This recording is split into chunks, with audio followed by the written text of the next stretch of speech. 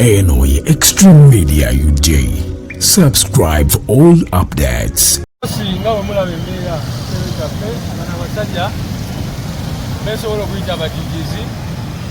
Bazze ekiro abakumaano ne bategeeza nti basazeeko kitebe kyaffe era ne basalako nga bulijjo bwe bakola ekijo lyabwe. Olunaku olwaleero tubadde tulina press conference nga bwemumanyi buli tukola press conference ku nsonga ez'enjawulo, naye press conference ya weekend tubadde tudedicatinze ku nsonga z'akalulu k'abavubuka. Y'ensonga ebadde tuyisiza bannamawulire n'abantu bonna bonna, naye kaakati bano abatitizi kubanga ebibiina byonna byonna biri mu kwetegekera akalulu, kati naffe tuli mu kwetegekera akalulu k'abavubuka.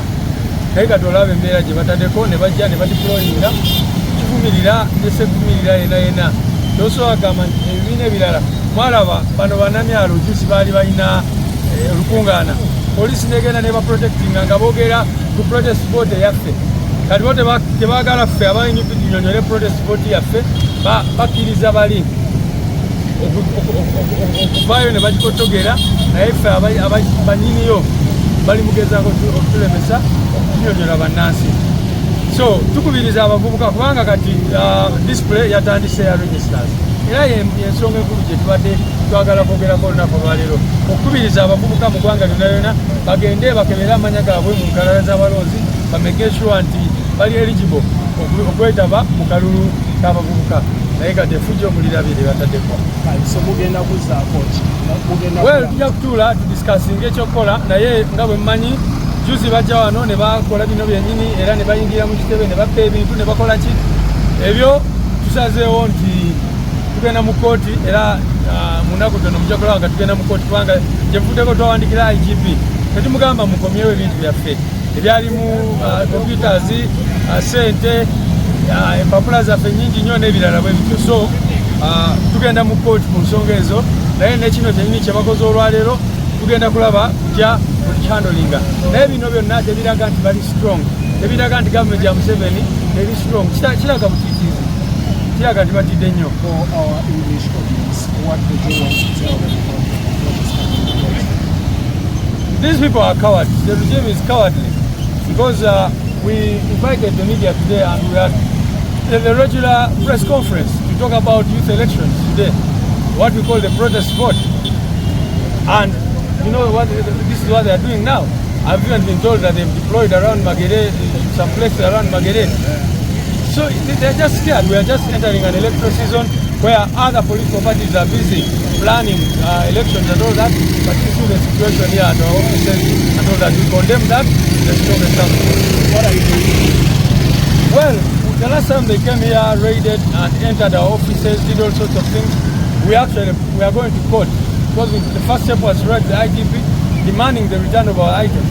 Up to now, they have not done that, so we are going to court about it. But even this lawlessness, we are going to discuss and see how to take them on. But what I want to say to the people of Uganda is that this humiliation and indignity can only come to an end if the people of Uganda rise to the occasion and put it to an end. So these police officers you see are also suffering. They are part of the oppressed. But their commanders tell them to come and do these violations because they are trying to protect the regime. Right now as I speak, you saw our activities in Western Uganda and Northern Uganda were blocked by police. Now they are blocking our activities even at our headquarters. So how do they want political parties to operate in this country?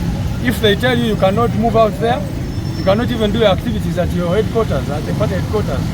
So it is very, very shameful what they are doing. What were the activities? What were you going to do? The information that we're going to pass on today, like I said, the youth elections are coming up. Right now there is a display of the register.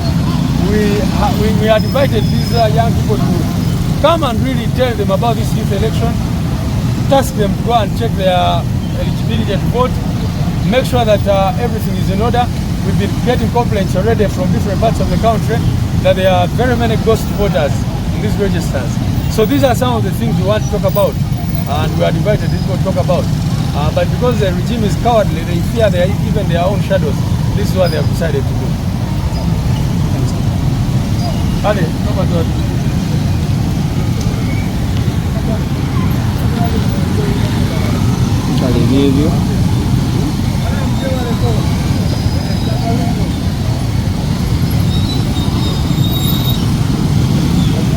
bagenda kusumbuwa buteera.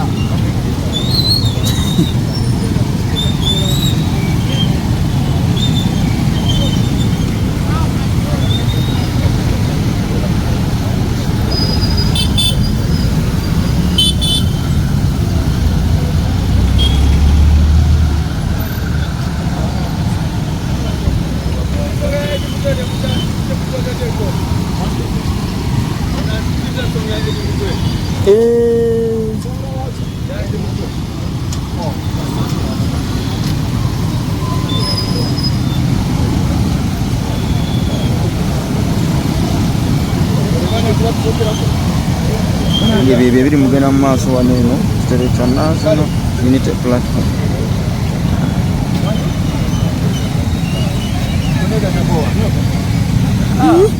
Kati tuli mu interview. Kale kakati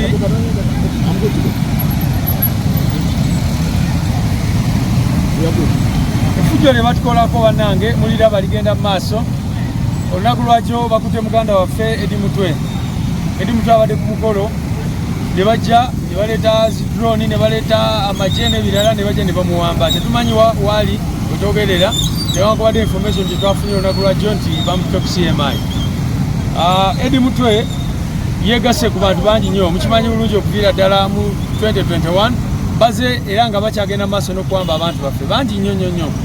Era n'olwaleero njogerera tulina baganda baffe omu bamuyita Shakul Sentongo bwe bakuba ennyo ali ku CMI tebamulelizinga. Tulina muganda waffe gwe bayita Mpalanyi Michael gwe basanga ematuga ne batwala naye tetumanyi wawaali. So lino effujjo lye batukolako muliraba. Mu mateeka omuntu wakwatibwa abalina okutwalibwa mu poliisi n'atwalibwa kooti. Abantu be lawyers n'abalala baba balina okuba ne access. Naye katuwenjogerera Edi Mutwe teri amanyi wawaali. Tugezezaako omunoonya naye era bannamateeka baffe bagenda mu maaso n'omunoonya tujagezaako tukole kyonna ekyetaagisa okulaba nga tumufuna. Bwe baba balina omusango gwonna gwe bamufunaana atwalibwe mu kooti awozesebwe mu mateeka. That in English? Just yeah, our brother Edi Mutwe was abducted yesterday by heavy armed military personnel. They took him to an unknown place. Of course, Edi Mutwe is just one of the many. You remember what happened to Achileo, who is now at Masaka prison, Gaddafi and many of our other people. We know that every time you're going to elections, they start doing these kinds of things. Why they want to, first of all, keep us busy, following up people who have been arrested, who have been abducted and all that, but also they want to incapacitate us. Because now, like the security team of our president, Achileo is in prison, Gaddafi is in prison, a man called Smart is in prison. Now they have also taken Edi Mutwe, in addition to many other people who they have been abducting. So as we get to the 2021 election, they are trying to incapacitate us. You remember that in 2021 they did the same thing. They abducted his entire security team to try and incapacitate him, to make sure that he's not able to move freely to do the work that he's supposed to do. So it's unfortunate and we condemn it in the strongest terms possible. Our legal team is doing everything possible to follow up.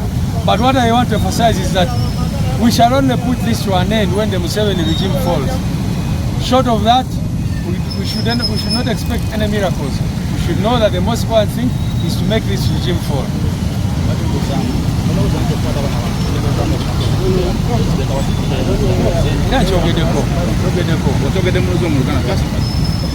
Yeah, okukwatibwa kw'abantu baffe, of course nga luli bwe twali mugenda mu kulondo kwa 2021 walaba bajja ne bakwata security team ya president waffe yonna ne babatwala. Omwali ba Edi Mutwe, omwali ba bonna b'omanyi bakiriyo n'abalala, sherifu ne personal assistants we bonna babawamba ne babatwala ne Nubian Lee n'abalala badani magic. Kakati tulaba nti bazzeemu ekyo kyennyini batandise okugenda bakwata abantu baffe. Ebisango bye bateekako tebiri mu makulu, baavaayo ne bagamba nti simanyi baali ku mukolo ne bakuba abantu. Ensi yonna byemanyi nti bikyamu bifu, naye katwenjogerera Achileo ali mukomera, Gaddafi ali mukomera, Smart ali mukomera, kakati ne Edi Mutwe bamututte. Era bakyagenda maaso olaba nga bagezaako okunoonya n'okuwamba abantu baffe abalala. Wetwogerera tunoonya muganda waffe gwe bayita Shakul Sentongo ne Mpalanyi Michael. Omulala gwe bajja Masaka yamaze weeks 2 nga tetumanyi wawaali okutuusa we bamuleesaawo. So tubivumirira bino byonna ebikolwa bimenya amateeka era tujja kukola kyonna ekyetaagisa okubirwanyisa. Naye bannayuganda bamanye nti obuvunaanyizibwa bringing all this to an end, obumalawo bino byonna byonna babuyina. Kyobola abantu bakubiriza benyigire mu kulonda kye tuyita protest vote. Tukube Museveni protest vote mugobe n'abantu. Protest vote kimbadde mulonkinga olunaku olwaleero esaziddwamu. Kakati olunaku olwaleero mulabye amagye ne poliisi basazeko ekitebe kyaffe ne bakola effujjo lyonna lyonna bali mu kukola nga bwe muze mulaba. Olunaku olwaleero tubadde tuyisa abavubuka okwogera ku nsonga ya akalulu k'abavubuka. Mukimanyi buli wiiki tubeera ne press conferences wano kitebe kyaffe. Era omulamwa omukulu gubadde gwa kwogera ku protest vote ey'abavubuka, okugamba abavubuka mwenyigire mu kulonda, mugende mukebere amanya gammwe mu nkalala z'abalonzi n'ebirala bwe bityo. Naye kubanga bano batiitiizi nnyo bagezaako okutwikapasetinga ebibiina ebirala mulaba bakola activities.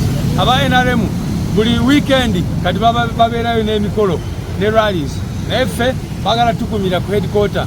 Naye ne headquarter we tubadde tukolera emikolo gyaffe olaba nawo kati batuusewo ne bagezaako tulemesa. Naye bo nga bwe batambula bwe bakola emikolo, simanyi bali mu PDM ne bambala t-shirt za yero ne bakola ki. So eryo effujjo lye tulwanyisa okugezaako okumalawo mu Uganda, kubanga tusobola gamba nti Namyalo yagenda juzi n'agamba nti batongoza akaweefube okulwanyisa protest vote. Poliisi n'amagye ne bakuuma. Naye ffe aba NUP bwe tuba tukuddeyo kunnyonnyera protest vote kyeki, ate ne bajja ne bakola effujjo lyonna ne bakola. So ekitebe kikkirizibwa omuntu okuddeyo oba nga bwolaba ekitebe bakigaddewo tebakkiriza muntu yenna yenna kugendamu, tebakkiriza muntu yenna kufuluma. Era n'abakozi baffe abagezezaako okujja kuyingira babalembeseza okuyingira. waliwo emutindo yakwatibwa. Natugambye balaba bali awo tebaagala tuyingire, tebaagala muntu yenna yenna ayingire. Kalimera bweti bweri wano kusebe kya National Unity Platform teri kukkiriza muntu n'omu yadde kuyingira munda, era nga bwolaba mbeera bweti bweri amagye geetoolodde ekitebe kino. Subscribinga, likinga, tera commentinga oli ku Extreme Media UD.